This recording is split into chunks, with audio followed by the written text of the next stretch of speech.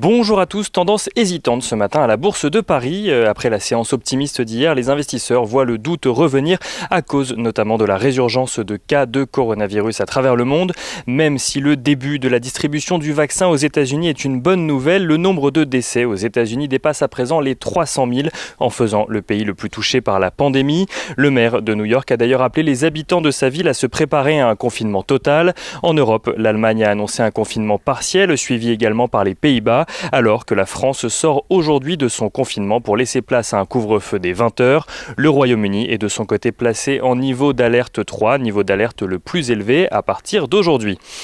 Les négociations en cours qui nourrissaient l'espoir des investisseurs hier sont plutôt de nature à laisser planer l'incertitude aujourd'hui. Le projet de plan de relance rédigé par un groupe composé de démocrates et de républicains est débattu depuis hier au Congrès aux États-Unis. Afin de maximiser ses chances d'aboutir, il a été divisé en deux parties. Un plan de 748 milliards de dollars concernant la distribution du vaccin, les aides aux toutes petites entreprises et aux chômeurs, et le reste dans un plan séparé en ce qui concerne les États et les collectivités, ainsi que les protections aux entreprises.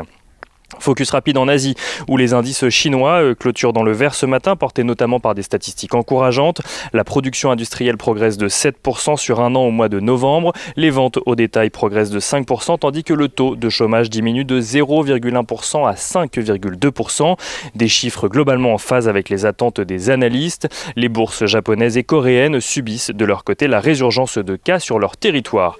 Du côté des valeurs à présent, à la Bourse de Paris, Airbus annonce maintenir sa production en ce qui concerne l'A320, c'est-à-dire un rythme de 40 appareils par mois. Le président exécutif en a également profité pour mettre en garde sur les conséquences d'un no deal sur les relations commerciales entre Londres et Bruxelles, tout en appelant à un compromis entre l'Union européenne et les États-Unis, cette fois sur le sujet des subventions au secteur aéronautique. Et on notera également Biomérieux qui relève de son côté ses prévisions de croissance et de résultats pour 2020.